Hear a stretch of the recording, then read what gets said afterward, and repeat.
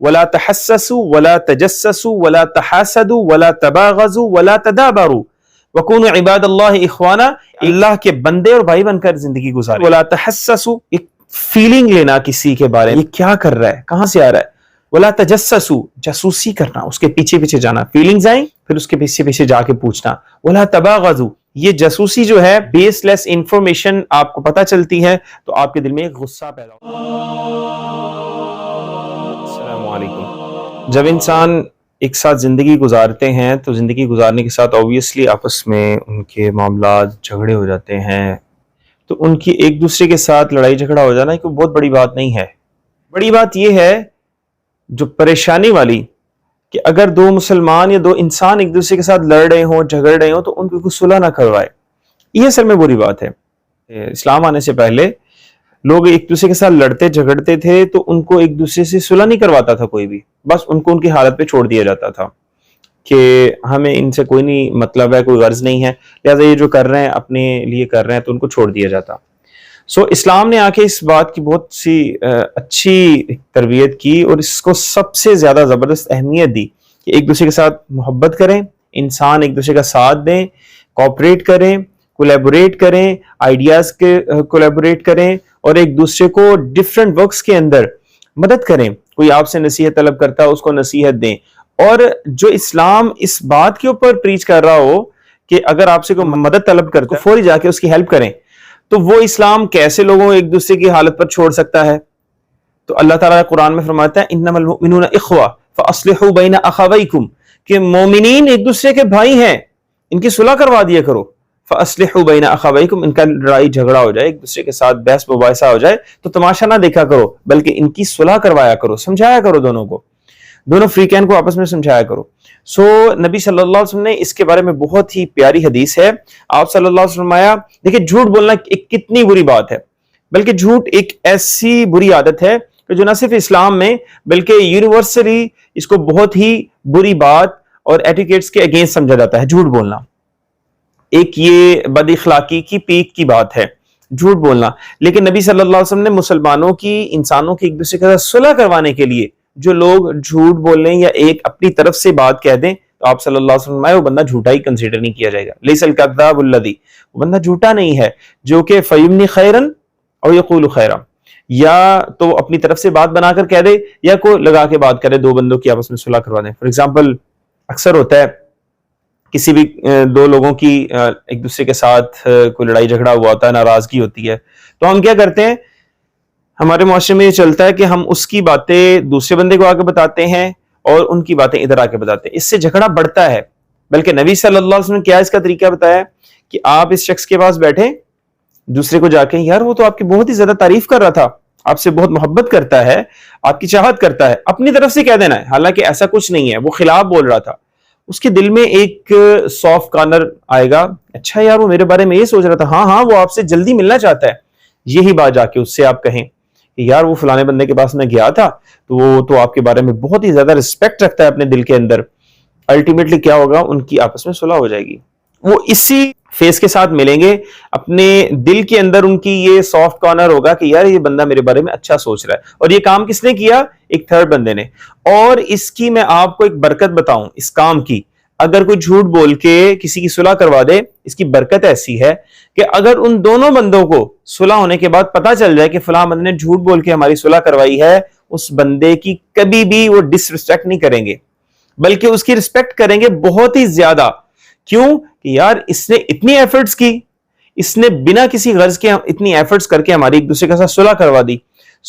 یہ ایک معاشرے کا ناسور ہے کہ ہمارے یہاں پہ لڑائی جھگڑا ہوتا ہے اور ہم تماشا دیکھتے ہیں، ہم ان کی صلح نہیں کرواتے.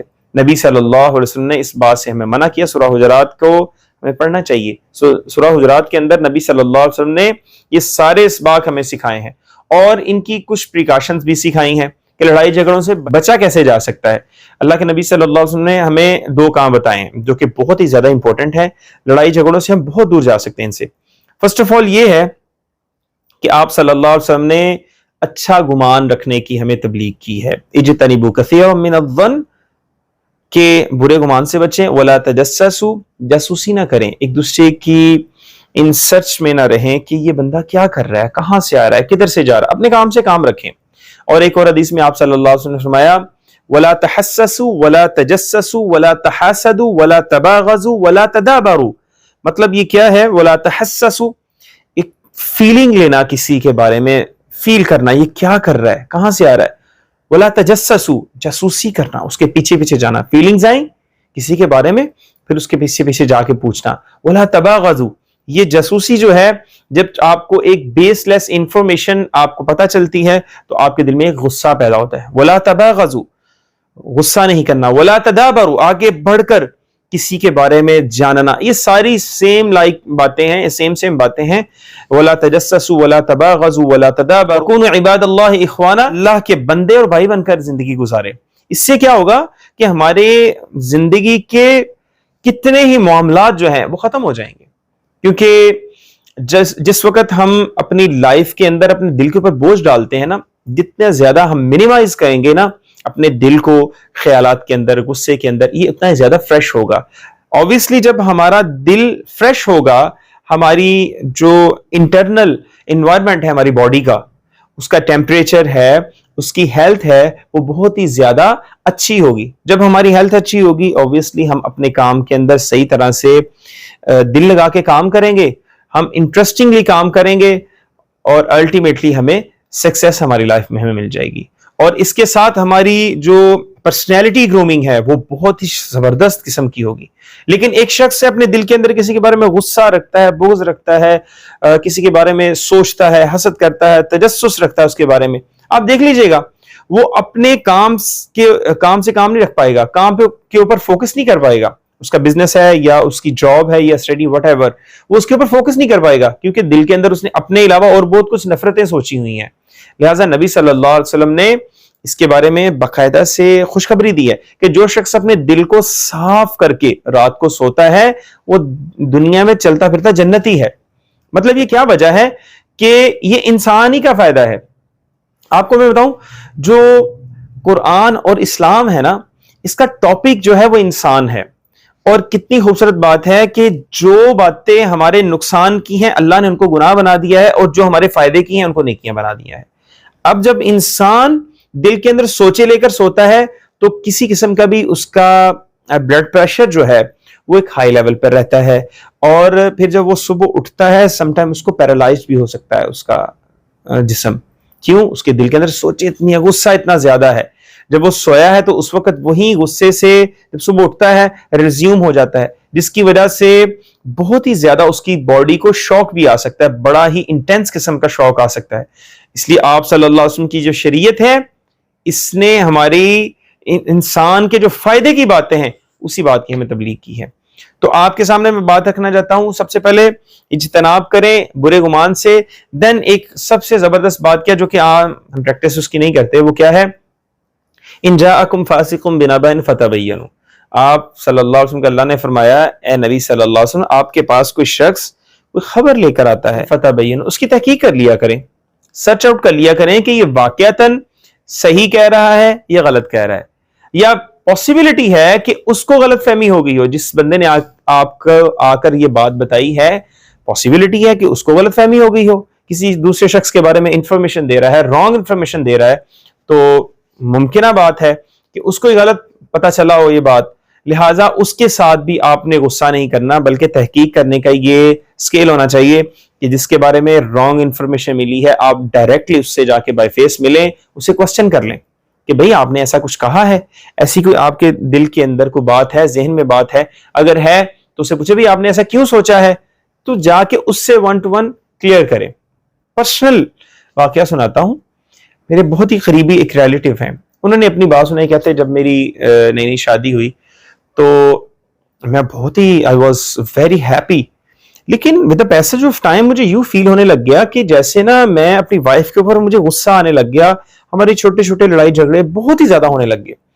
الٹیمیٹ ہماری سیپریشن تک بات پہنچ گئی. سیپریشن کی ہم تیاریاں کرنے لگے کہ ہم اب نے سیپریٹ ہو جانا ہے. کہتے میری وائف اپنے گھر میں تھی, میں اپنے گھر میں اپنے روم میں لیٹا ہوا.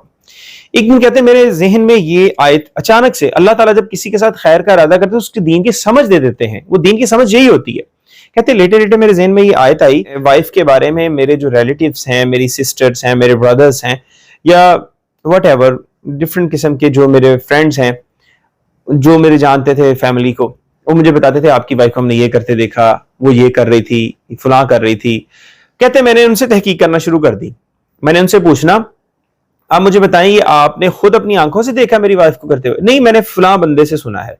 کہتے جس بندے کا نام لینا میں نے اس کے پاس چلے جانا. آپ نے میری وائف کو ایسا ایسا کرتے دیکھا ہے؟ خود سے دیکھا ہے؟ نہیں دیکھا تو نہیں ہے، میں نے اس فلاں بندے سے سنا ہے. کہتے میں نے 2 سے 3 باتیں ایسے پکڑی ہیں اور ان کی تحقیق شروع کی ہے. دوسرے تیسرے بندے کے پاس جا کے وہ سٹاپیج لگ جاتا تھا، آگے بات ہی کوئی نہیں تھی نکلتی. سو کہتے میں نے اس بات کو جو ہے نا وہیں پہ کلیئر کیا، اپنی وائف کے ساتھ صلح ہوئی. کہتے تب سے آج تک، تب میری شادی کے آلموسٹ 6 months آفٹر میری شادی کے اتنے زیادہ جھگڑے ہو گئے. جب میں نے قرآن کی اس بات کے اوپر عمل کیا تو اس وقت میری شادی کو 15 سال گزر چکے ہیں. کبھی اتنی سویر لڑائی تو ہونا، چھوٹی موٹی بھی لڑائیاں ہماری نہیں ہوئی.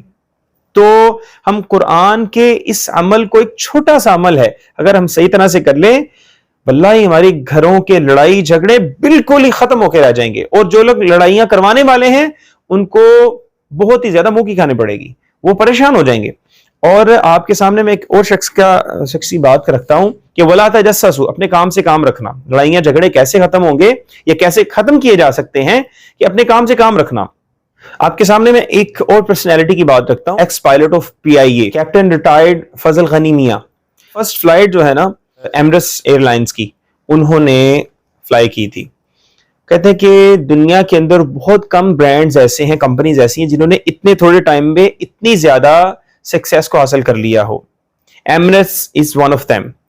کہتے اس کی میں نے ایک بات دیکھی ہے کہ جو مجھے مینلی نظر آئی ہے، جو بڑی بڑی باتیں ہیں اس کی سکسیس کے پیچھے، وہ ایک مین بات ہے کہ اس کا جو عملہ ہے نا، اس کے اندر میں نے ایک ہی بات دیکھی ہے کہ ہر شخص اپنے کام سے کام رکھتا ہے.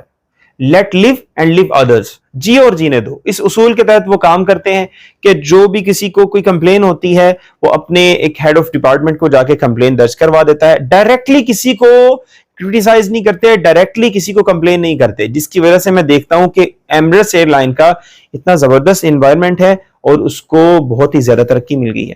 آج ہم بھی دیکھیں اپنی فیملیز کے اندر، اپنے بزنس کے اندر یا اپنے کسی ادارے میں ہم کام کر رہے ہیں تو ایک دوسرے کے ساتھ اس کی زندگی کے اندر جھانک کر دیکھنا، لڑائی جھگڑے یہاں سے سٹارٹ ہوتے ہیں.